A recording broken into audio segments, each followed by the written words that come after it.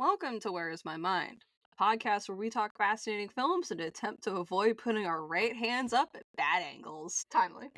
I'm You your did it. pair of concert black clothes that just sits and stares at you for months on end. I'm the 20% left in a water bottle that really nobody knows what to do with, Ryan. Sounded so defeated. Part of the charm. Today we're talking about, I guess, revenge cinema, a female revenge movie. We're talking about Female Prisoner Scorpion 701's Grudge Song. This is the unofficial Meiko Kaji episode. And also the unofficial episode where we're like, we're not dead. Sorry, we took a 2-month break. This film's chock full of dehumanization and survival, so that's all where we're kind of at right now. We're experiencing both all at the same time. Yeah, of course, this is part of a series of films, all starring the main character, Nami Matsushima. This is the last of the principal four. The first three were directed by Shunya Ito, and this one was directed by Yasuhiro Hasabe. Ryan, this is your pick. Why? I don't mean that in a mean way. I'm just curious. You had three of these to pick. Yeah. So out of the series, for anybody that's seen possibly one of these, you've most likely have gone on to see the rest. This is not the one you pick. Really, the second film in the series is the most artful and well-crafted, enjoyable experience. There is part of me that could say the first film because it is just your initial, hey, is this going to go over well? Possibly or not. That's the groundbreaking film. And with Grudge Song, I actually think that it has the character of Nami in a situation in which I think she's actually almost at her most powerful because she has the least amount of screen time, though still being the main character.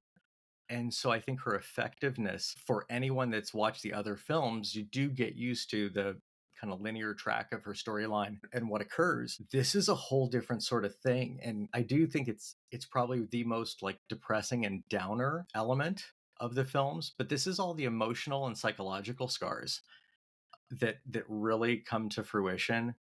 And so this is the psychological emotional toll. That's the big takeaway is, yeah, she is on a pursuit of vengeance. She's dead set to get revenge. But does it bring her any satisfaction? Yeah. Is it actually worth it or rewarding? And it does flirt with the idea that the Nami might be a really terrible bad person also. It isn't to say that like she kind of, we as viewers were looking the other way, but this one does challenge it and it shows vulnerability. And I think that's probably what people dislike of Grudge Song a lot, is that there is these moments where she does put herself out there and actually trust. And that's a problem. You make it sound really good. Thank you. You put together a compelling argument. This is probably the most divisive four. Like, I know. long shot. I know. And I was like, I saw that and I was like, why are we thinking this? I'm very curious just to we see discussed why it. I was tight-lipped. I would not say a word as to you my. were just like, I'm so glad you noticed this, and I was like, bitch, I'm gonna beat the fuck out of you. I hate this movie. I should go ahead and just say that. I liked it. I'll get into why I don't love it, but I did like it and I did have fun watching it.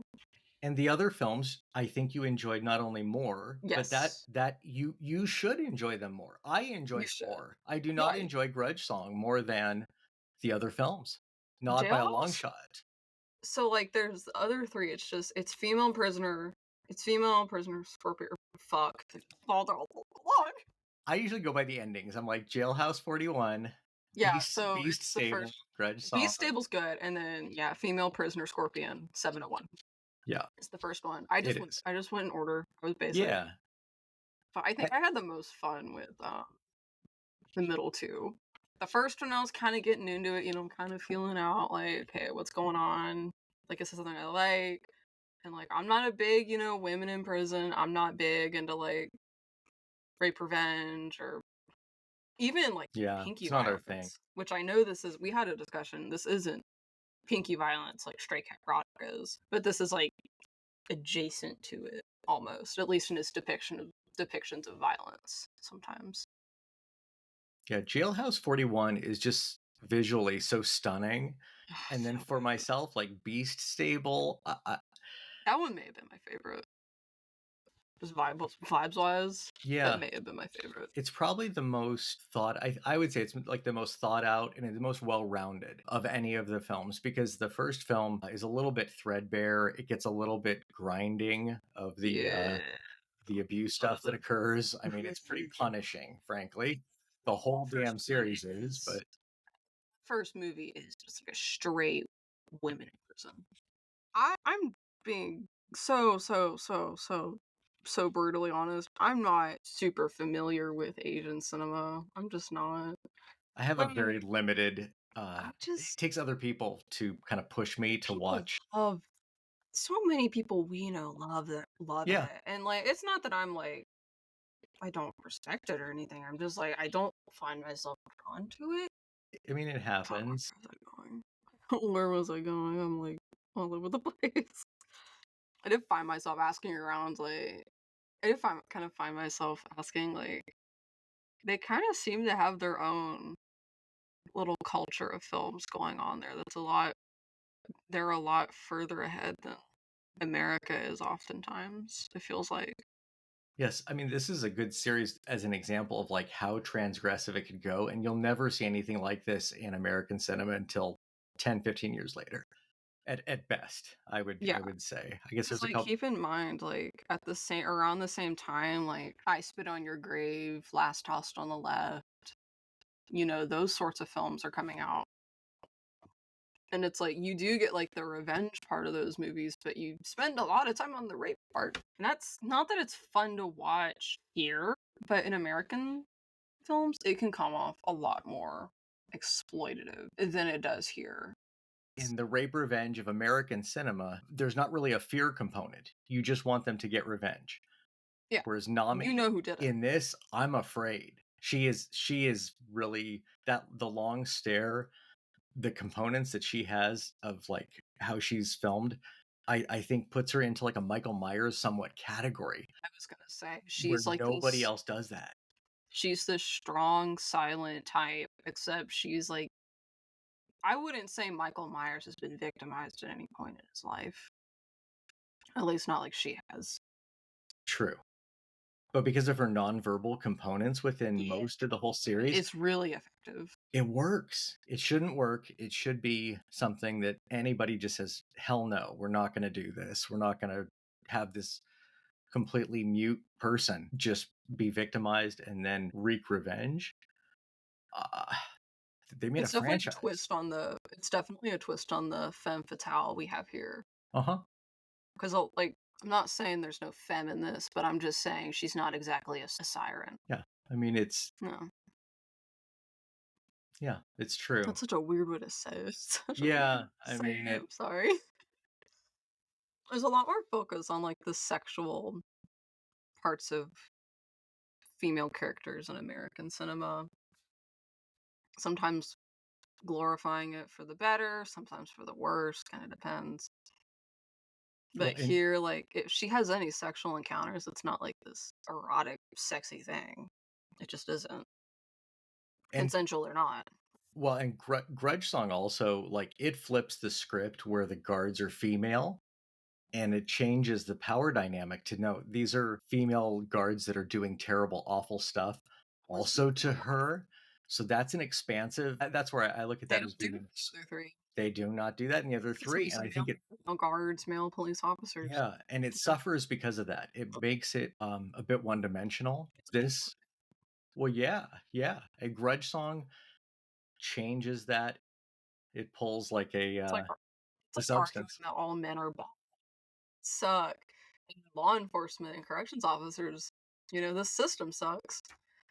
And then like Grudge Song kind of pulls that back a little bit, and it's just like, I mean, yeah, men do suck, but like, look at these ladies. Human beings are universally terrible to each other, despite a lot of other specifics that they may have. Yeah, it's just, misogyny exists, unfortunately, and it's rather prevalent sometimes.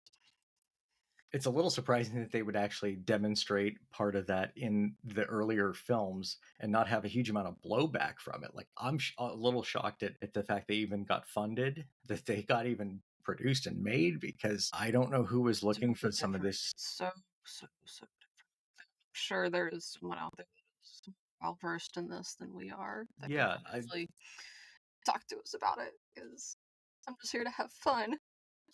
I mean, if Kaji did a reboot of this somehow and she came back to do the character now at age 75 or what have you, I would watch it in a heartbeat. I'm like, yep, put that. Question. Yeah. Well, speaking of Kaiji, most of her characters oftentimes are like that similar, these rebellious, revenge-driven characters. I think her most well-known probably is Lady Snowblood from 1972. If I'm correct. Yep. 73. Yeah, that's. I think that may be her most well-known, probably because Kill Bill took from it, and like is her that song something? was used in it. Yeah. Oh yeah. Like Tarantino totally watched that and was like, I know what I want my violence to be. I was stunned because this is maybe 4 or 5 years ago that I'd watched Lady Snowblood for the first time, and I loved it. I absolutely loved the film. And then there is this moral quandary of like, God, he rips off a lot of stuff. He does. And is it bad? So well known, you can get away with a lot of things. I don't think that excuses it, but okay, there's worse. So hey, like listening to him is actually worse than anything. His personality is just. I respect the drive. I like the art. God. I just don't like the artist. Like, please stop immediately. He's at a point where there's just no changing those stripes. Good for him. He's successful. He's done just fine. He's not. He's all right.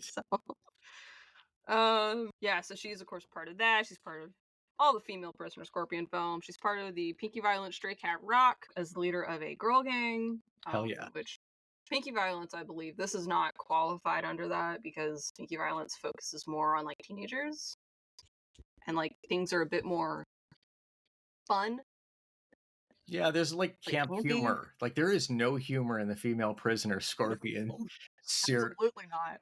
I mean, maybe there's a little bit of humor like at some of the revenge moments. Like there's sort of a perverse Schadenfreude kind of thing, but she just caught up anyone with penis, so Stray Cat series, you do have a lot of like really fun music that goes with it. Where oh my god, this is so good. The music in all of these is really good, partially because Kaiji sometimes sings. Yeah, like I'm pretty sure. Like we're crushed. We can't. Nibushi or whatever. We're sad we can't have the theme song of female Prisoner Scorpion in this episode because Arrow would probably take us out back and shoot us. And we deserve it. So I know.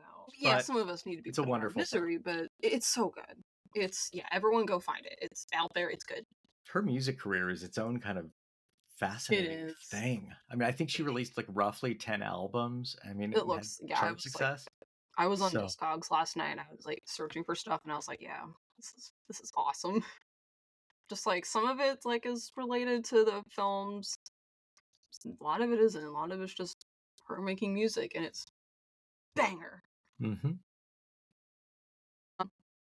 She started her acting career with Nikatsu Studios. That's where the Stray Cat films were produced. She moved to Toei. Is that how you pronounce it? I really hope I'm... Toei, yeah. Mm-hmm, yeah. She moved to them partially because she did not want to... Nikatsu, we kind of know them for the porn. For Dakota. Dakota Nude, who is amazing. Oh my god, where do you find this crap? And how do you stomach it? He's the authority of the Nikatsu. He's gonna want. I'm like, and he has a podcast. He's amazing. He's a professor and like a letterbox. I mean, he's an artist. He's amazing. Everyone, go find Dakota Nude somewhere. Follow him because he's wonderful. Yeah, he's like out to tackle all of the Japanese Roman pornos. Mm-hmm. And like, I don't know how much of the AV he wants to get into because some of that stuff can be pretty atrocious. But well, I mean, Yeah. he's going pretty like long form depth with Yeah. with his episodes. It's the title of the podcast is called Something Rather Than Nothing, and there are only a handful of episodes in, so it's a good time to yeah, it's a good time to pick up a new to my watch list, my thing. listen list, because I don't. Apparently, when I'm not doing schoolwork and my earbuds don't work, I don't listen to things. But yeah, that's kind of her career up to. That's kind of Kaiji's career up to that point. In the Stray Cat Rock films, like there are a lot of social commentary. I think that's what I also like from them. Like they're very light. I mean, for the most part, some of the violence can be a little bit more intense than expected. But like all the social and cultural components, I think that's like there's this whole interesting underlying focus of them. And I don't know that it's subversive. It's relatively like surface level stuff, but they were a hit. And then all of the titles of the Pinky Violence films are really a lot of fun. So if you don't even watch the films, much like the Jalo, like just look up titles of films. You'll be confused. Violence came out of like porn, the Pink film. Yeah, yeah. Okay. I mean, I think it's definitely tied to that. I mean, tamed down to like a PG in comparison for us to. It's more effect on the violence, not so much like here's some rope bondage, go have fun, you know. I need to watch. I hate that I'm like thinking to myself, I need to watch more of those movies. I feel really gross. I mean, I watched the one that was sort of relatively notorious. Woman in a Box. Woman in a Box. Like one of my favorite films is that, and I was like, there was really interesting things there. It wasn't exactly for everyone, for sure. There was one I watched. I don't think it'd be like a Pink film, but it's about the Japanese AV called Celluloid Nightmares. It's from the 90s. I know there's two films with that name. Yeah. It's the one from the 90s, and it's about the reporter who's like, this adult actress went missing during like menstrual mania. It is worth your time to watch. It's good. It's really good, but it's really gross and fucked up. Oh yeah. It's like a fake documentary, and I kind of love it for that. The twist, so good. I watched Woman in a Box because I like this film by Jennifer Lynch, David Lynch's daughter, called Boxing Helena. Thank you, David.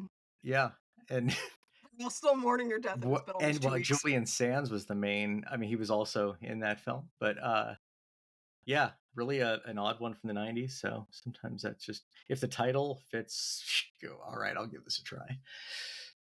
And we survive. Sometimes we just walk away. Keep looking. We get so off track so quickly. But this was an episode where I'm like, one, your synopsis stuff was not synopsis, but your what's it called?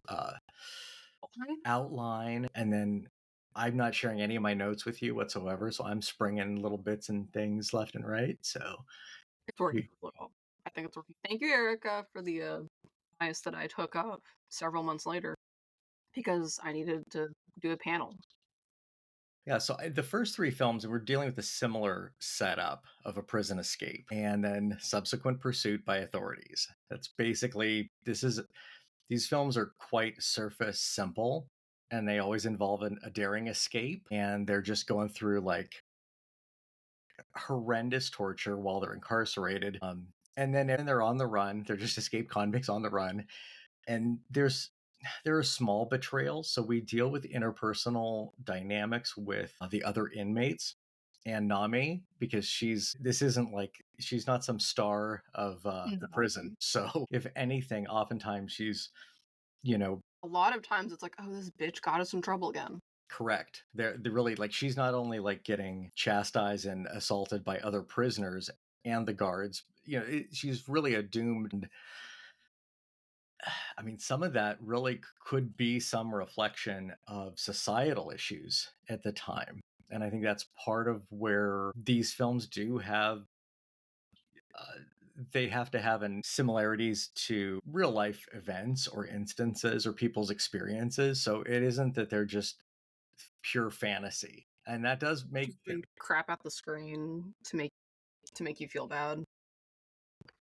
and it makes them that much harder to watch. Like, these are not the kind of films that this isn't, it's not exactly easy watching. And you do start to, of course, like root for Nami. I mean, in Beast Stable, things get a bit worse because, I think because it's like the sympathetic prostitute, Yuki, Oh who the my god. and then the mentally disabled brother Oh my god. component. It was And yeah. so quickly, but like through that film you do like see like a bit of a sympathetic side of Nami, I think. Yeah, there's just, More than you usually see. and these characters are put through like terrible, awful, difficult choices. That's a through line. Beast Stable is also where they start focusing less on the women in prison, but more on the crime stuff and just general revenge against organized crime gangs. And I'm assuming maybe it's not the Yakuza, And things start to but they're get beginning to blurred. go there.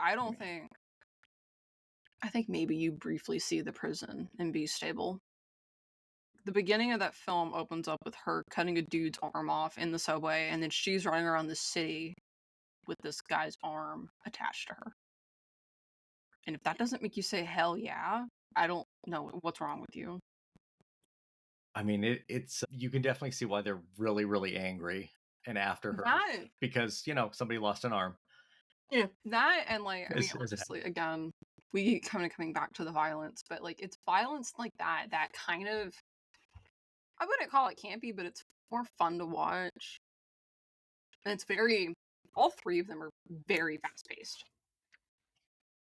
Yeah, they're quick. I mean, Beast Stable specifically, we talked about where the lines between Nami being a victim and then also being a perpetrator of some pretty horrendous violence herself starts to get it's very gray. These films don't really even allow the viewer to just look at anything as black and white and simple, cut and dry. There's a lot of moral challenge in some of that.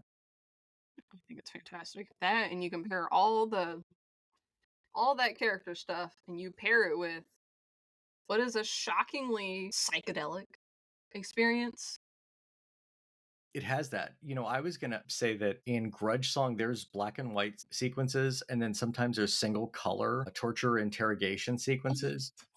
Okay. And those look like, to me, like Jean Roland. Those are very French fantastique. Would have been potentially. I think a lot of the color wash, like the single color scenes, I think a lot of those are also in those first few. But And there's they make more. it so much worse. They make whatever you're watching 1,000 times worse. It And makes you more French. extremely depressed extremely quickly. I think because it just has that. It adds there's a bleak quality to either single color or black and white usage, whereas when it's surreal and dreamlike and foggy, there's a romance there. And these films have in equal parts some of those elements. I think along with the color, a lot of like the way it's shot, like a lot of the camera angles, I feel like there's a lot of zoom shots. A lot more than I was expecting. There is. I mean, this is at the beginning of the movie, but there's a moment where she takes part of a flower and jabs it into the head of the driver, and the petals on the flower, It's amazing. they become this vivid red.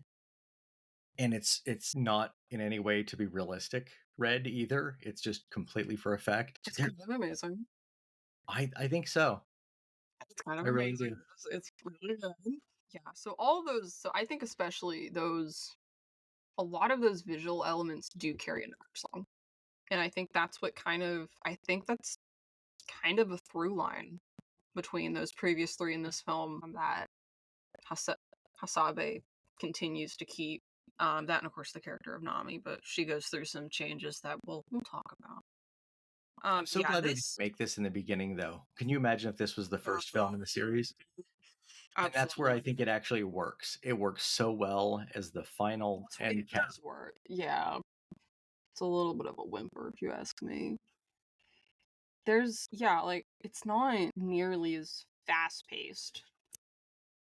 There's a lot more time you focus on just other characters. And it's it somehow goes from, like, depressing to more depressing, you Well, know? and that's, the male lead in Grudge Song being the strip club employee that then gets interrogated and has some Flashbacks, real bad torture.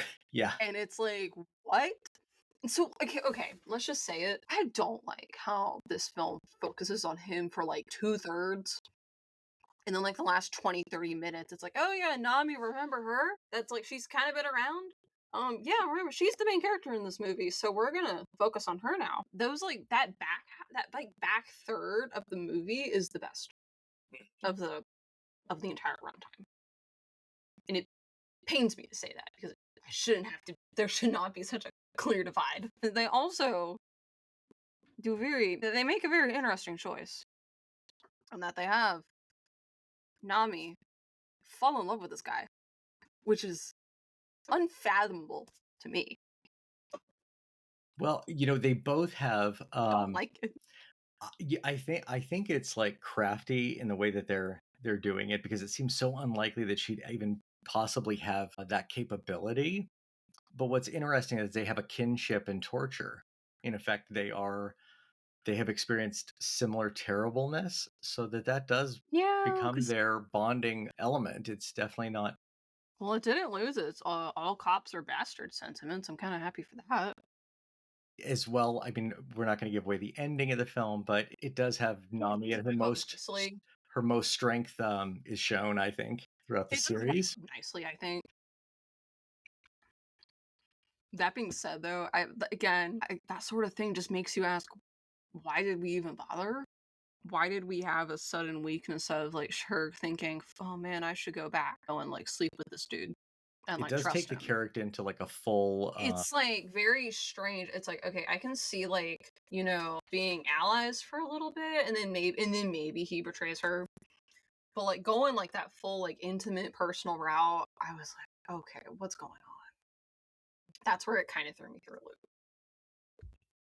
I feel like they did it purposefully because how could they not? So I do think it's like the director knows they're twisting, they're making decisions in order to perturb the audience, which it works. I mean, it's like, Yeah. does it work? Yes, it does. Is it like, Unfortunately, is it a good choice? Well, that's debatable.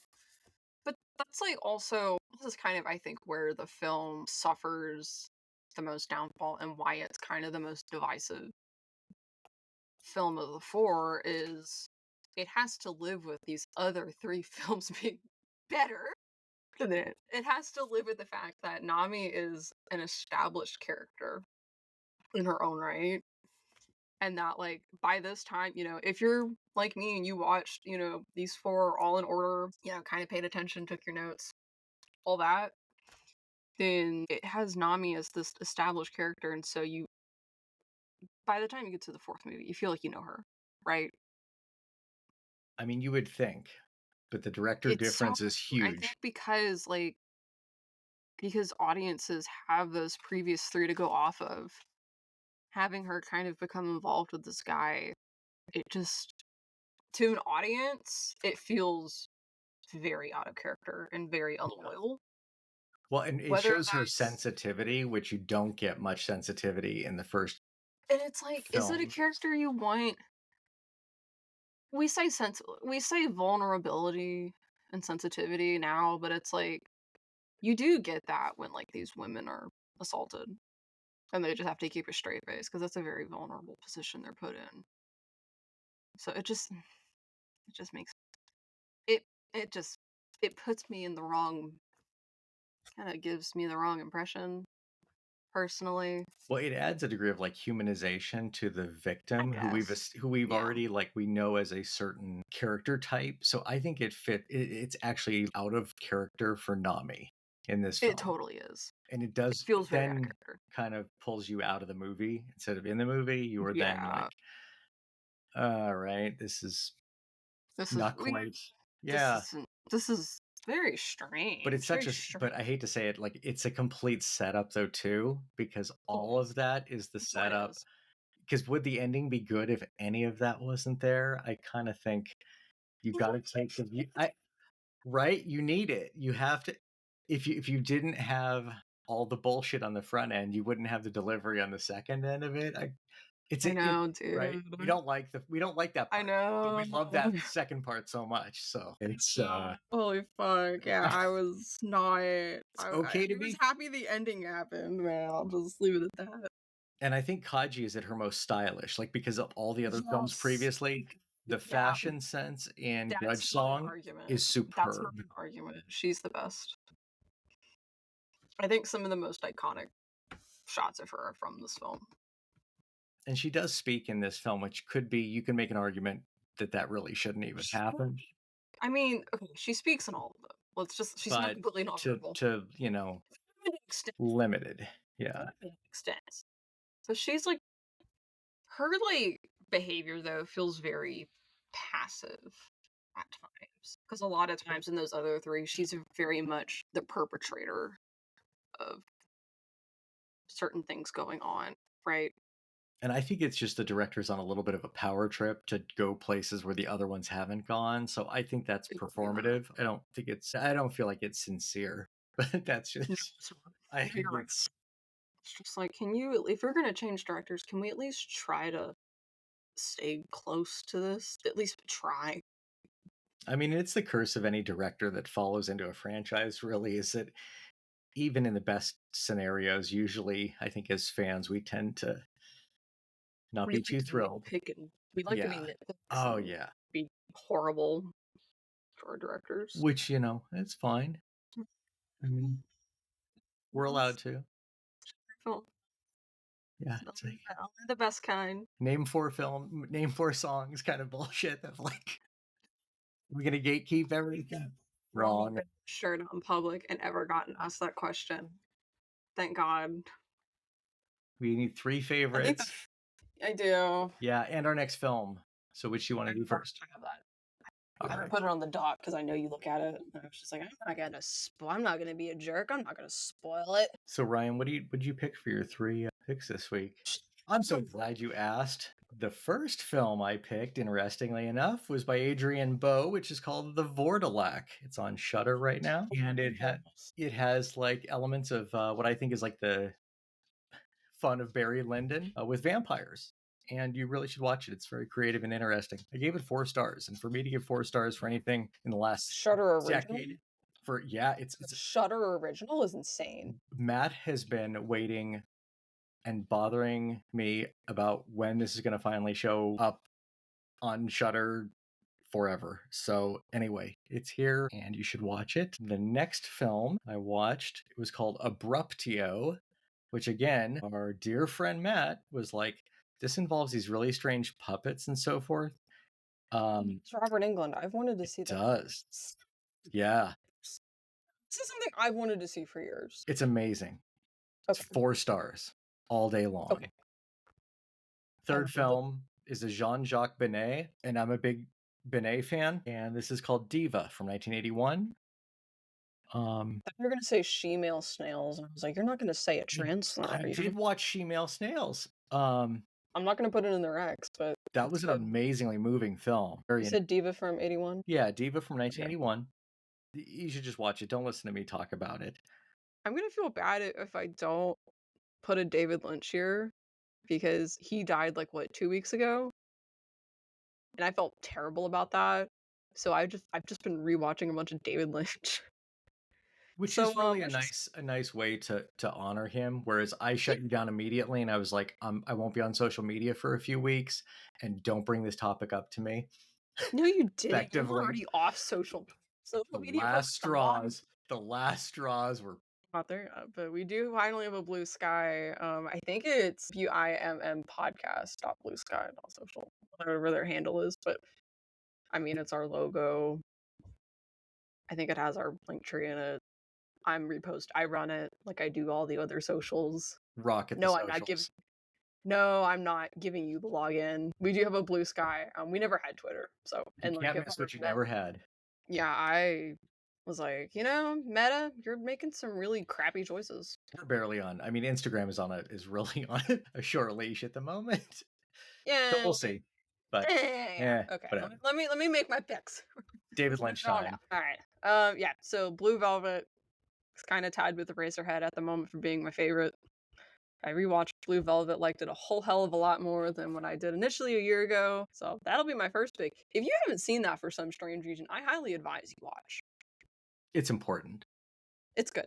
It's very important. It's the most like put together Lynch, I think. It's way more cohesive than Dune. I couldn't. I love it so much. You know, I have so much. I know you love However, it. I know you. It's not a cohesive film. No, it's not.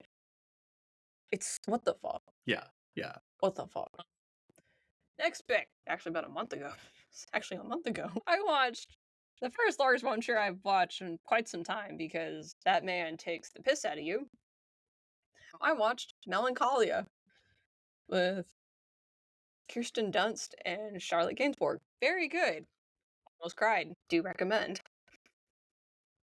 It's incredible. It's really a special. Yeah, I think depression and anxiety have been so relatable in a film, like, period. So, yes, you should also watch that film. And then finally, to celebrate the presidential inauguration, I went and had brunch, and then I watched Harlan County, USA. Interesting. The documentary about Kentucky coal mine workers in the 1970s.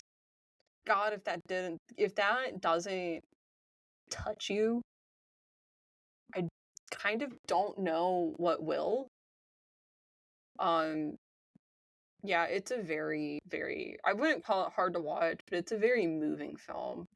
You can see how all parts of this community have tried to band together for, you know, something as simple as higher wages. Isn't that crazy? It's something everybody should get behind.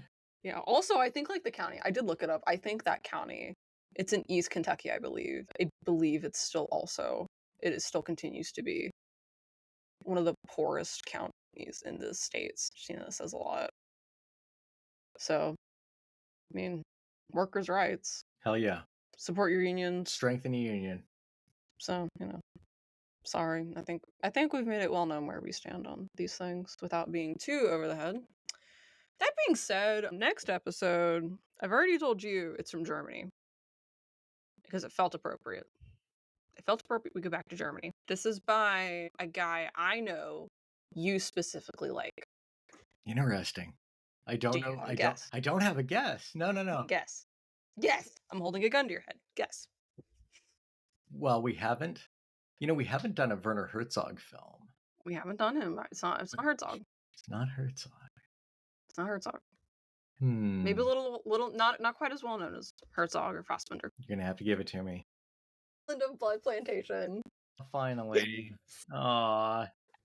That's like heartwarming. That's like a February Valentine's gift. Okay, but I didn't want to do like a Nazi exploitation, right?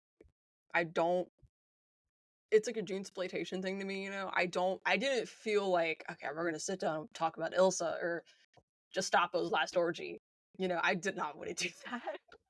This is a double win for us because not only do I get Kurt Robb in his directing, but his acting, and our beloved sweet Udo is ass in this. So, you know, it all works.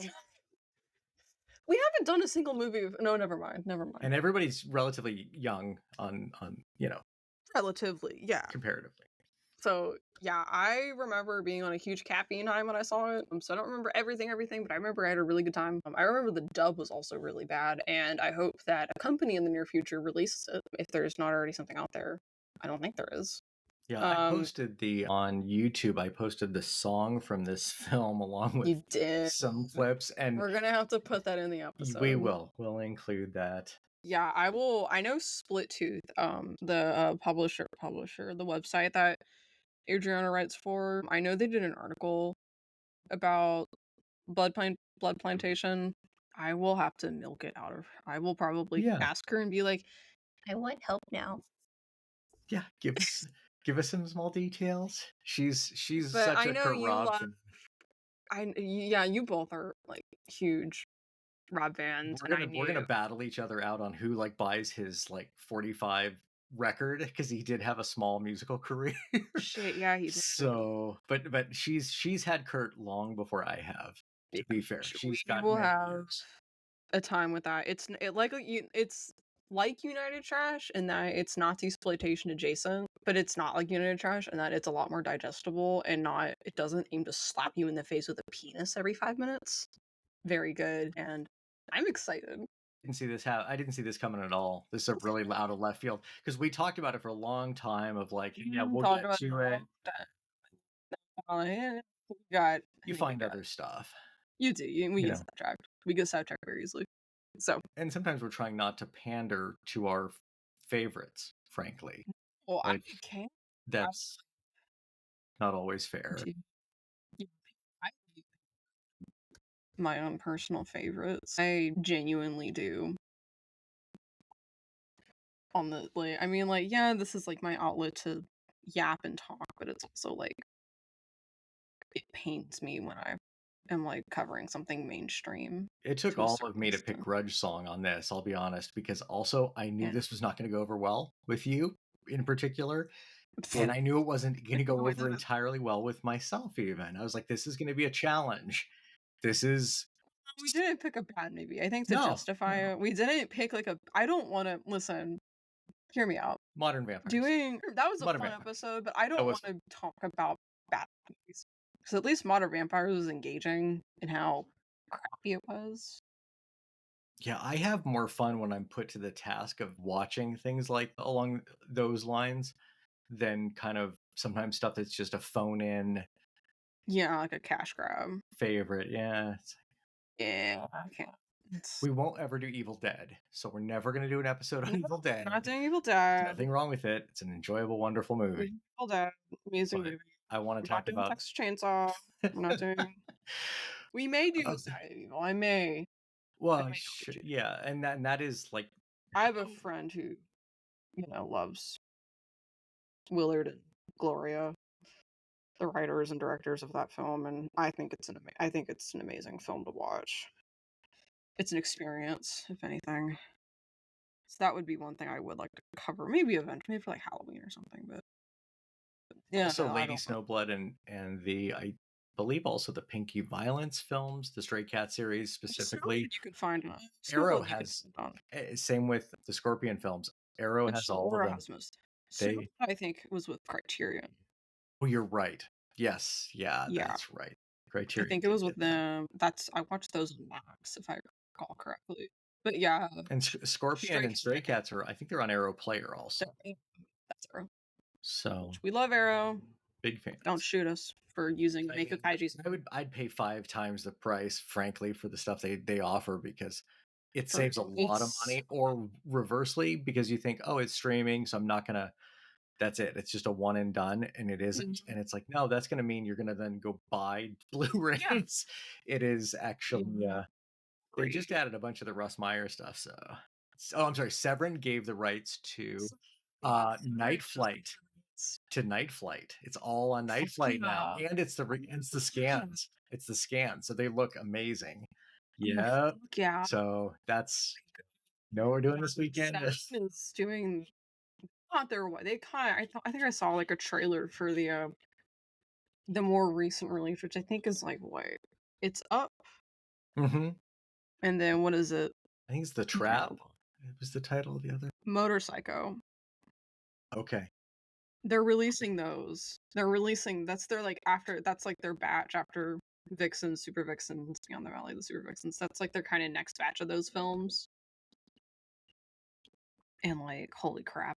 I think I saw one of them where I was like, yeah, Severance got their white whale because like they were out of print for so long because of the state. Honestly, though, it's like every year there are just specific like knockout titles that Severin puts out that it's insane. They do stand in high praise for me. Big fan because yeah. Anyways, yeah, please someone release Island of Blood Plantation or else we will shoot you. The song, the intro song to the film and the outro is this amazing folky, catchy song. So we're going to be putting that in the podcast. Like we said earlier, we do officially now have a blue sky. It is WIMM podcast, which I know is very strange. They wouldn't let me make the handle any longer, and there's probably a pretty good chance someone already has Where's My Mind as their tag because of the Pixies. And a psychology podcast also. Yeah, some random We have podcast. competition. I know. Oh well, says the psych major. Our Instagram, which will stay up, is Where Is My Mind Podcast. We have a Discord. You can DM us for that. We do have a blog spot. Should be linked below. I wrote about the untold story for a screening of a Jackie Chan movie. So, there you go. There are crying children in that zine. It's okay. It's fiction. I mean, right? It's fiction. It's fiction. I kind of hope those actors are okay. You can follow me on Instagram and Letterboxd at parka_be, and you can follow Ryan on Instagram and Letterboxd at Ryan_BMD. I don't plan to get rid of my personal account. Thank you for everybody being so patient with us, because we know we kind of took a little bit of a break. Christmas, kind of crazy for both of us, and then the semester starts, and then work happens. We all need our breaks sometimes, and we do. Now we need to return to form. Yes, hopefully we're gonna try to be a bit more regular about recording. Hopefully, because it killed me. It kills me to not have schedule, but hopefully we're gonna be a bit more regular with our output. So Island of Bloody Plantation alone is already it's so good. Yeah.